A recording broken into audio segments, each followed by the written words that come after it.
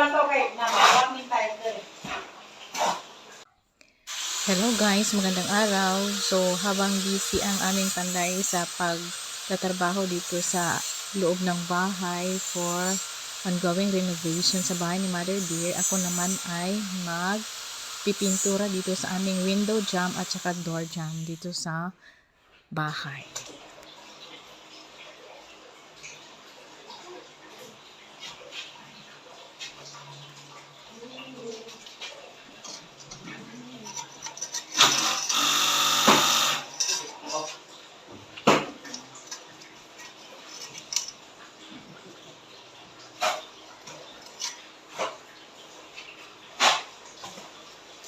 Ano sila ka?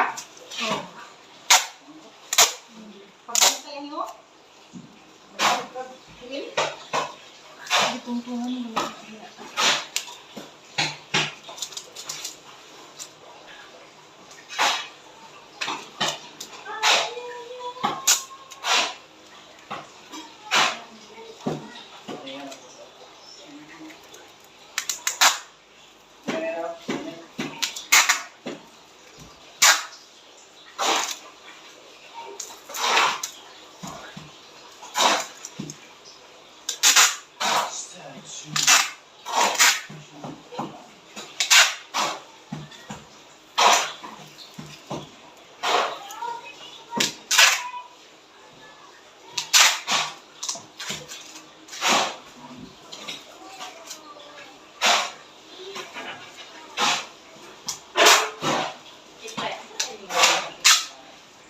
Dili na.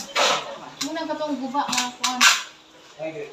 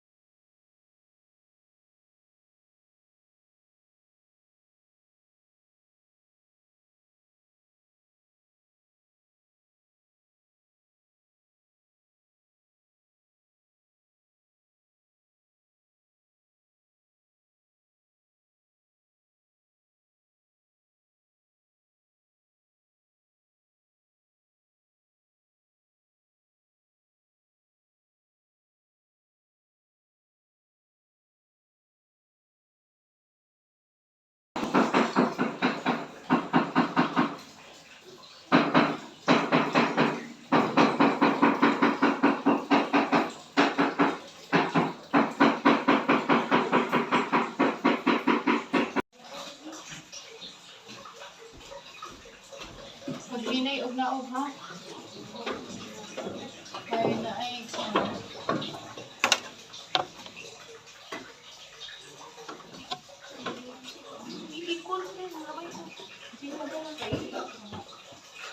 Timay! Timay! Nay, shampoo dito?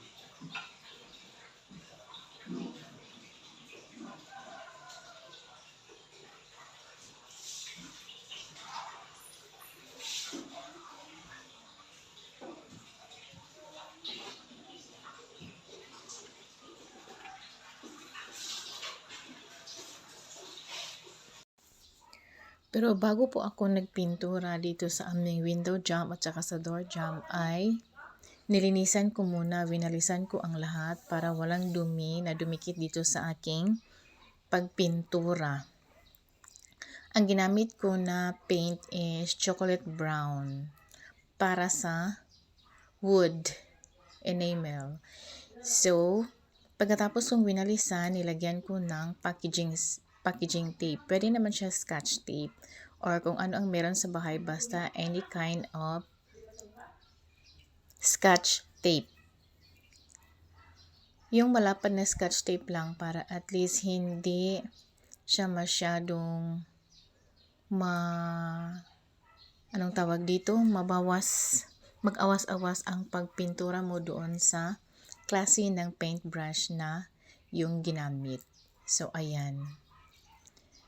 So, natapos na ko doon sa aming pintuan, papunta sa aming kusina. So, dito na naman ako sa window na dito sa aming kusina. Kasi natapos na rin akong naglagay ng pintura doon sa kabila ng window na yan, doon sa dadaanan namin na hagdanan papunta sa itaas. So, ayan, dahan-dahan lang talaga akong tumungtong sa lumang mesa na yan kasi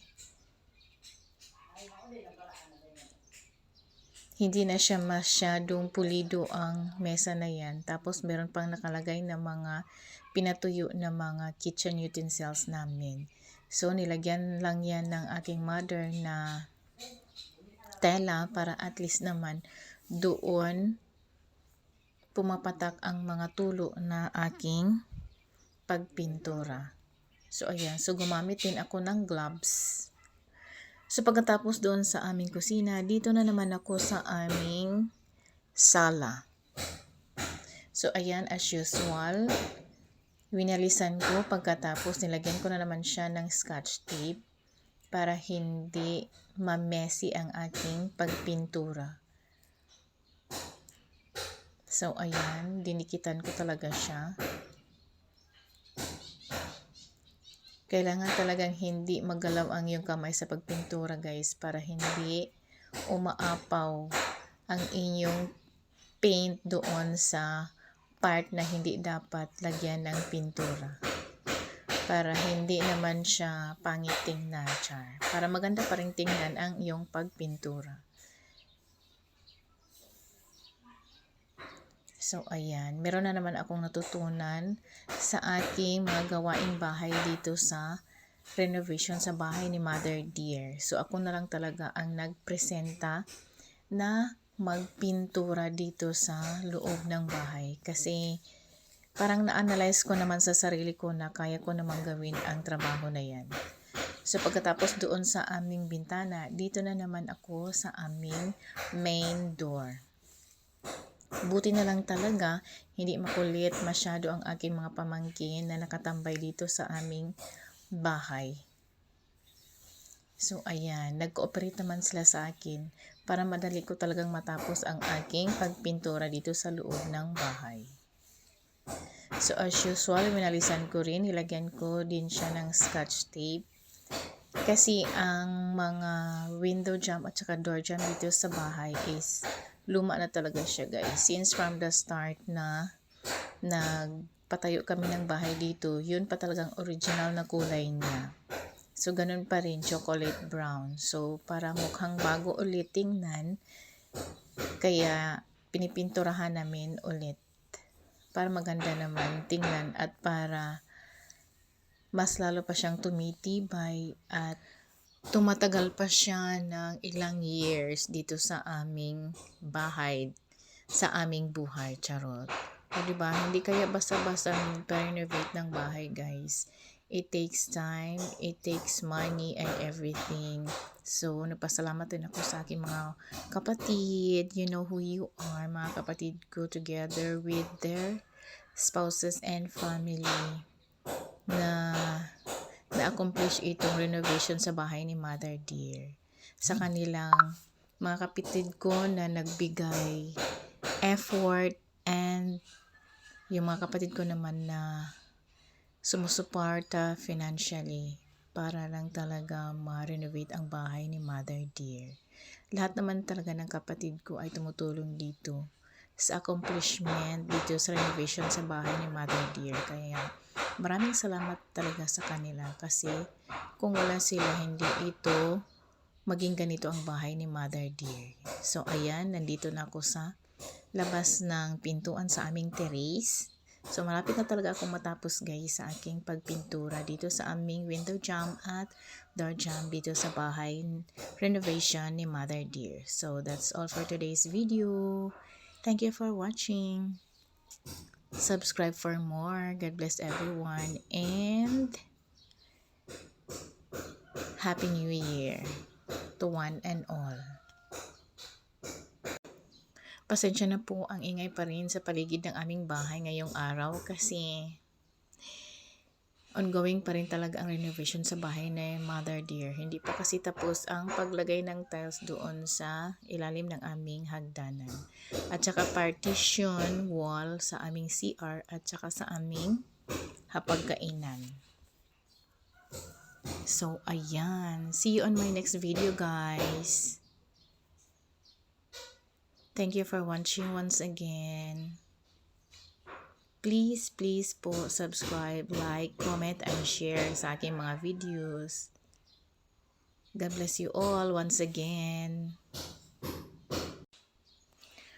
Pangalawang bukas ko na ng 1 liter of chocolate brown na pintal para sa pagpintal dito sa aming window jamb and door jamb dito sa loob ng bahay. So, hindi pa rin ako tapos sa aking pagpipintura kasi magpipintura pa rin ako sa itaas ng bahay doon sa aming first floor. So, see you once again sa aking video. Paulit-ulit na talaga ako guys. But salamat talaga sa inyong suporta sa akin.